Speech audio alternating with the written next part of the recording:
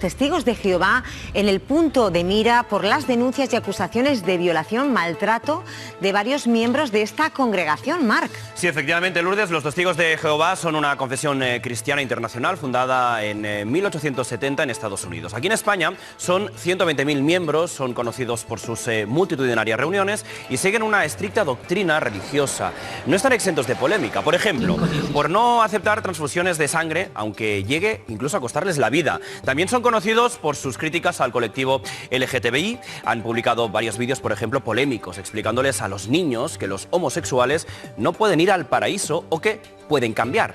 ¿Y qué pasa con aquellos que renuncian o que deciden apartarse de la organización? Pues atención, porque son muy claros. Hay que dejar de dirigirles la palabra directamente, incluso si son familiares directos. Precisamente ese es el centro de la polémica, pero va más allá. Por primera vez en España, una religión irá a juicio contra sus exadeptos por un presunto delito de intromisión al honor. A los exadeptos, constituidos en una asociación de víctimas, denuncian abusos sexuales dentro de la organización, presión emocional e incluso vulneración de derechos y dignidad, especialmente contra las mujeres y los miembros LGTBI. Vamos a hablar en directo con víctimas de este caso. Elena Gómez Godesar, estás con Israel Flórez, él es portavoz de la Asociación de Víctimas de los Testigos de Jehová. Denuncia que cuando él era un niño, uno de los líderes religiosos abusó sexualmente de él, ¿no, Elena? Pues estamos con Israel, que además va a participar en ese juicio para explicar públicamente lo que ellos denuncian desde hace un tiempo y son cosas que pasaban aquí en los Testigos Cristianos de Jehová. Lo más grave, lo que comentabais, esos abusos infantiles que se habrían ocultado. Israel, tú lo sabes bien porque tú, desgraciadamente, fuiste víctima de ellos. Así es, lo he sufrido en primera persona. Yo en el año 2000 comuniqué con 26 años lo que me había pasado con 5.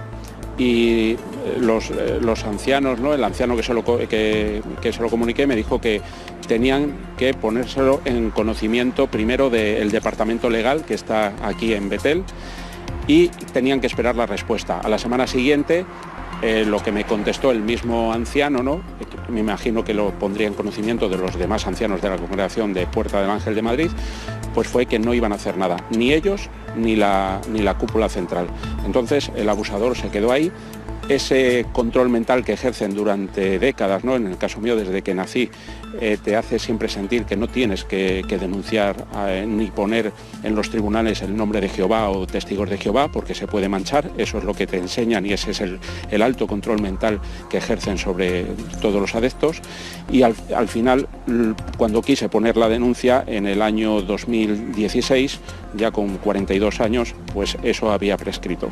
¿Y cómo es sufrir un caso tan grave, además en silencio, sin sentir el apoyo pues, de toda la comunidad, que era tu familia prácticamente? Bueno, lo que nos pasa a todos los que hemos sufrido abuso infantil y no se ha sabido en ese momento es que aunque seas adulto cuesta mucho contarlo. Entonces van pasando los años, puedes tener 20, 30, 40 años, hay gente que lo cuenta con más de 50 años y es así, lo cuenta como si sintiera vergüenza, cuando el que tenía que sentir vergüenza es el delincuente. Entonces, ¿cuál es la reacción de tu entorno? Pues precisamente es la de como no creerte, o sea, pensar incluso o darte a entender como que, pues, que estás mintiendo, que es un invento tuyo, y más cuando surgen más cosas como ha pasado con esta organización coercitiva. En el caso mío, lo que me motivó ya a ir directamente a la Guardia Civil es ver que había más víctimas y no solamente de eso, sino de otras cosas. Sobre todo pues lo que le pasó a mi hermana después de haber sufrido un comité judicial, como ellos le llaman ahora, audiencia judicial o comité eclesiástico, pues a los pocos meses ella tomó la decisión del suicidio.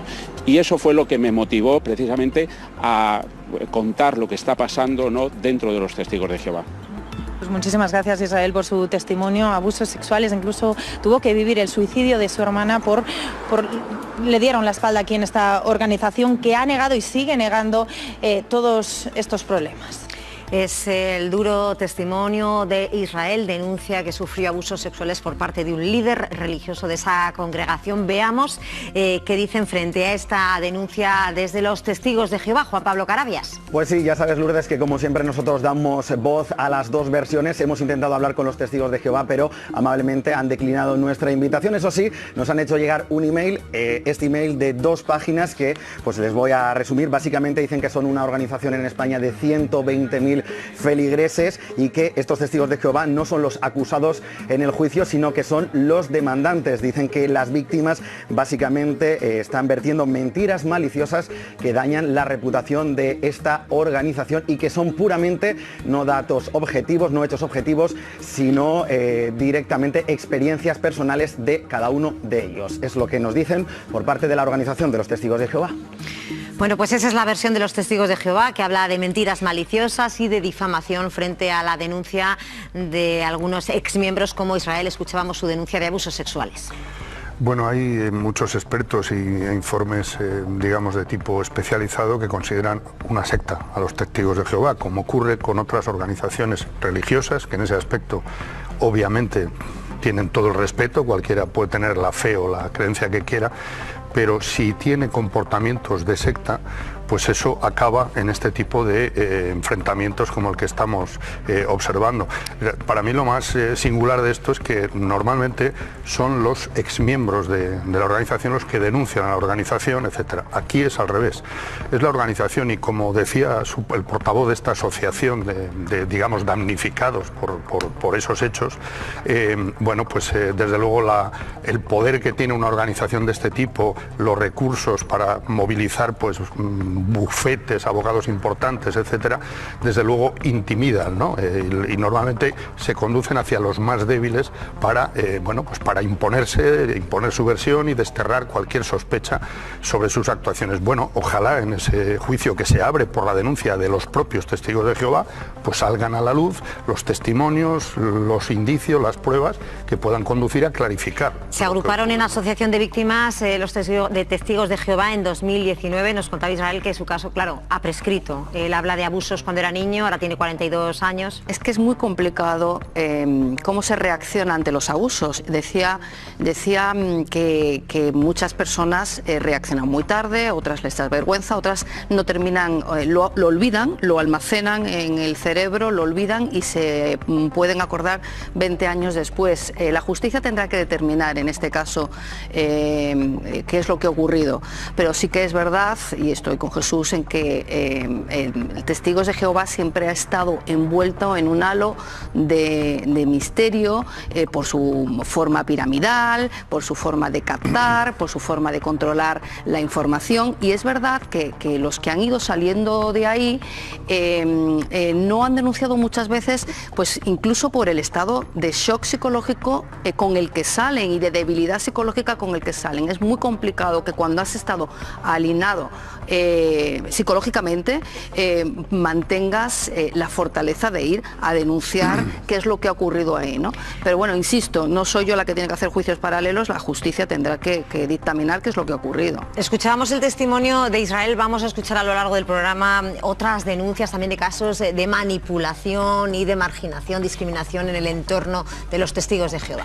A mí la opacidad normalmente siempre me resulta sospechosa, que quiere decir que así como hay otras religiones que no tienen problema, ¿no?, en hablar de pues las congregaciones, de abrirse al público, los testigos de Jehová siempre me han parecido que eran muy herméticos, ¿no?, a juntarse o a relacionarse con otras personas, ¿no?, y que la propia comunidad es tremendamente cerrada. Hay otras cuestiones, ¿no?, como por ejemplo la donación de sangre, algo que no está permitido, ¿no?, también entre esta religión, algo que afecta a las personas que pueden ser miembros, ¿no?, de esta religión. Así que yo siempre insisto, las religiones todas yo lo respeto muchísimo, pero cuando entran en cuestiones opacas o en abusos, a mí me parece que ahí o actúan con transparencia y diligencia o ellas mismas se cavan su propio tejado. El asunto está en los tribunales y lo dicho, escucharemos en los próximos minutos más testimonios de exmiembros de los Testigos de Jehová. Hasta ahora, amigos, familiares y parejas de los Testigos de Jehová. Ahora, sus enemigos. En 2019 formaron una asociación llamada Víctimas de los Testigos de Jehová. Son personas que han abandonado esta religión y buscan apoyarse y agruparse entre ellos. Pero también denunciar públicamente comportamientos como estos que ahora van a ver, prácticas coercitivas que van desde la presión emocional de los fieles, faltar a la dignidad, al derecho al honor y a la intimidad, y hasta la defensa de una verdad que vulnera los derechos de la mujer con el resto de colectivos de diversidad sexual. Pero hay acusaciones que incluso son más graves. Los Testigos de Jehová no son bienvenidos aquí, no toleramos personas que oculten casos de abusos sexuales a menores, porque son muchas las víctimas, ahora las escucharemos, que denuncian haber sufrido abusos sexuales repetidamente dentro de la organización sin haber recibido ninguna ayuda. Al revés, ¿con qué se han encontrado? Pues con lo que llaman muerte social. Dicen que la religión les ha apartado completamente de su entorno al abandonarla. Fíjense en el testimonio de esta persona que ahora van a ver. Mi madre tiene 83 años y hace al menos 10 que no la veo. No la dejan ni a sol ni a sombra. Siento como que la tuvieran secuestrada. Bueno, el próximo martes tendrán que demostrar en los juzgados de Torrejón de Ardoz en Madrid que todo esto es verdad, porque atención, se enfrentan a una denuncia por intromisión al honor. Además, los Testigos de Jehová exigen al juez que se les prohíba usar el nombre de víctimas y que se les indemnice por estos comentarios que acabamos de ver en la pantalla. Bueno, Elena Gómez Godesar, estás precisamente con algunas de estas víctimas, cuéntanos. Pues sí, ellos nos están contando cómo se vivía dentro de esta organización, porque nacieron precisamente aquí, no conocen otra cosa y hablan de un alto control mental. Patricia lo sabe bien porque estuvo 25 años aquí hasta que te expulsaron. ¿Qué es lo que pasó? Bueno, pues yo crecí con un pensamiento de seguir las normas rígidas de la organización.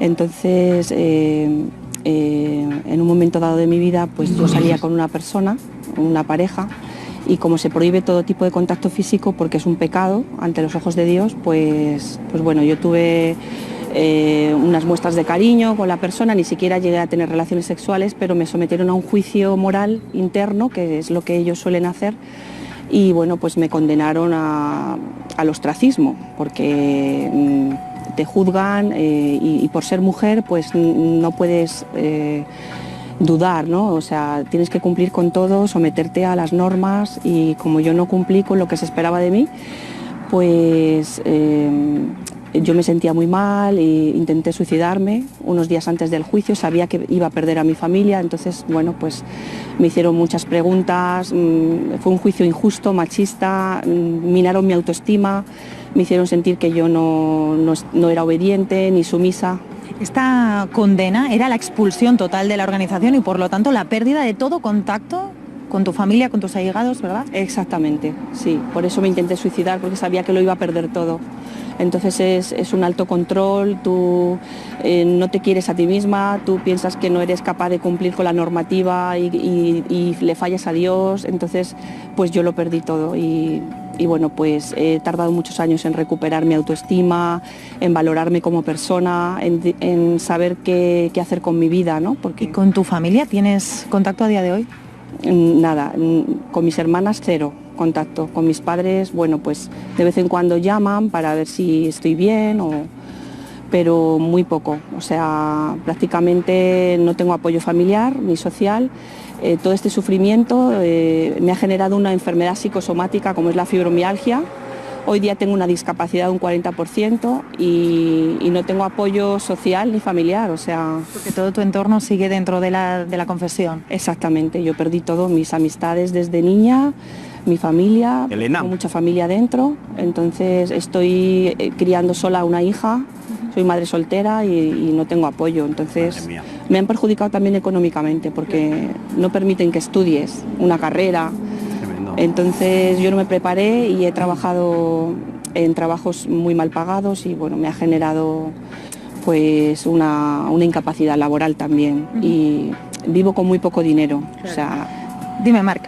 No, nada, estamos escuchando con muchísima atención este relato que la verdad es que nos pone, en fin, los pelos de punta.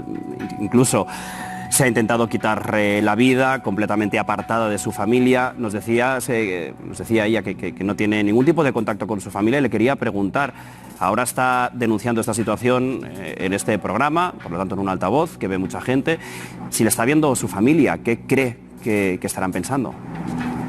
Pues es una pregunta muy interesante, Marc, porque hemos estado hablando de este tema. Marc pregunta si tu familia estará viendo esto, pero tú ya sabes la respuesta, ¿verdad? Pues no creo, porque les controlan todo acceso a la información. Todo lo que sea opinar en contra de la organización, de sus líderes, lo tienen prohibido, so pena de expulsión. Entonces a los que sacamos a la luz todo lo que ocultan, pues nos llaman apóstatas. Entonces ellos, si vieran estos programas o me escucharan más de la cuenta, podrían ser expulsados. Entonces hay una coacción ahí y no hay un libre acceso a la información. Entonces no creo que lo estén viendo. Yo no les he dicho nada porque no quiero que estén más en contra de mí. Yo trato de, bueno, pues, no sé, yo estoy sufriendo mucho porque yo necesito a mi familia. O sea, Uf. Muchísimas gracias por este testigo, Patricia, también por el de Israel. Realmente es muy duro lo que han tenido que vivir aquí dentro, lo que están contando. Y bueno, ahora se están juntando precisamente para denunciar públicamente muchos años de sufrimiento dentro de los testigos de Jehová. Se nos rompe el corazón, Elena, y además es difícil de entender, ¿no? Bueno, incluso la petición, ¿no?, de necesito a mi familia, lo dice públicamente en un programa de televisión, y esa familia hace años que directamente no le dirige la palabra. Gracias, Elena, y gracias sobre todo a estas dos personas, sobre todo a Patricia, por abrirse de esta manera en un programa de televisión. Bueno, saben que Hablando Claro quiere conocer todas las versiones. Hemos querido recabar, por supuesto, la versión oficial sobre estos testimonios del portavoz de los Testigos de Jehová en España, Juan Pablo Carabias. ¿Qué sabemos?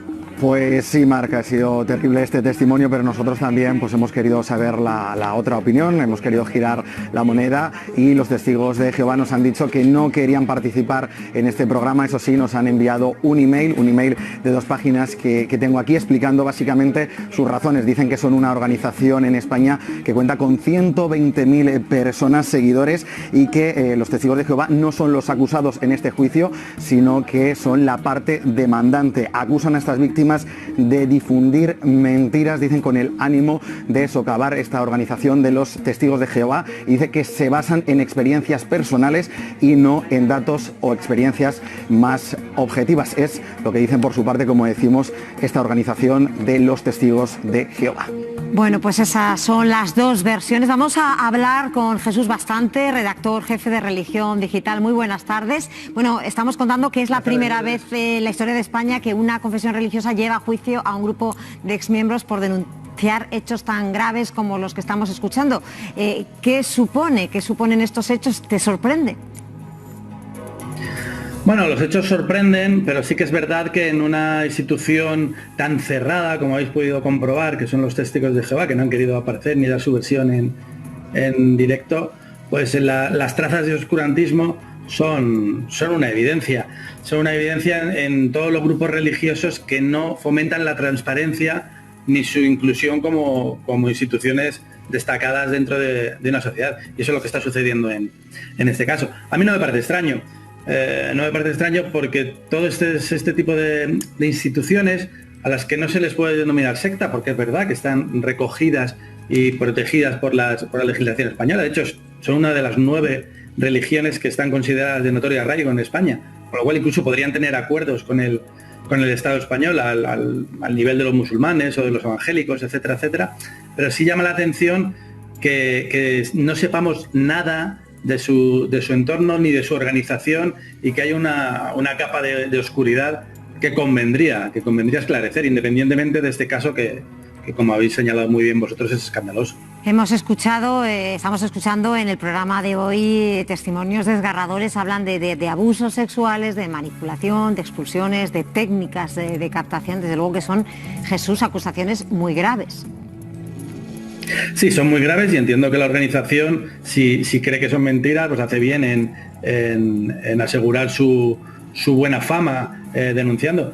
Pero como pasa en muchas otras instituciones, cuando se habla de abusos y cuando se habla de acoso, las víctimas casi siempre son víctimas, independientemente de que el victimario sea tal o de que la intención haya sido la de provocar ese dolor. Las víctimas siempre merecen un respeto y una escucha. Con lo cual, que la única respuesta por principio sea una denuncia a quienes se sienten y vemos que son víctimas porque están sufriendo, pues no me parece la postura más adecuada, y menos aún tratándose de una institución religiosa. Ya te digo, independientemente de si la razón judicial está con ellos o no. Jesús Bastante, gracias por estar en Hablando Claro.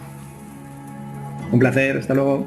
Bueno, pues Jesús Bastante, sobre el caso de los testigos de Jehová, incidía en lo que hablábamos hace unos minutos, en ese oscurantismo que rodea esta congregación y la gravedad de los casos que se están denunciando, los testigos. De todas maneras, estamos hablando de una, como tú decías antes, ¿no? Es un caso inédito porque es la propia organización la que acusa a sus disidentes, ¿no? Y esto... Yo entiendo que si van a un juicio inédito en España es porque tienen, no sé si pruebas fehacientes o la certeza de que la otra parte, la asociación de víctimas, no tiene las pruebas fehacientes como para que la organización, que es la querellante, salga culpable en este proceso, ¿no? Yo creo que aquí estamos ante, no sé, a mí me recordaba mucho a la película Regresión de Amenábar, ¿no? Veremos a ver cuánto hay de verdad y cuánto de mentira en esta leyenda negra que siempre ha sobrevolado, como decía antes Fátima, a los testigos de Jehová. Pero una cosa es que los hechos se hayan producido, y esto en justicia es lo importante, y otra cosa es que se puedan demostrar.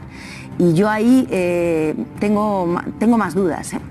Bueno, a mí me ha parecido desgarrador el testimonio de esta madre soltera, ¿no? que echaba de menos a sus padres y que una organización pseudo religiosa, ¿no?, los tiene secuestrados. Es decir, cuando a ti alguien te impide el contacto con tus seres queridos, no es una buena organización por definición. Yo no soy practicante, no soy católica, pero tengo familiares que sí lo son, y nunca una institución que tiene también sus peros y sus cosas negras, que lo hemos hablado en otras ocasiones, nunca les ha prohibido relacionarse con las personas que no comulgan con el credo. Claro, por lo tanto, a mí me parece que ahí hay un punto que separa una religión sana que puede ayudar a la gente de una secta o una organización pseudo religiosa. No se puede hablar, nos lo explicaba el compañero, pero ahí nosotros no lo podemos demostrar. Claro, a eso me refiero. Pero es verdad lo que dice Ketty, que la gran paradoja es que es la organización la que lleva al banquillo, la que acusa a la asociación. A los que denuncian. Pero no solamente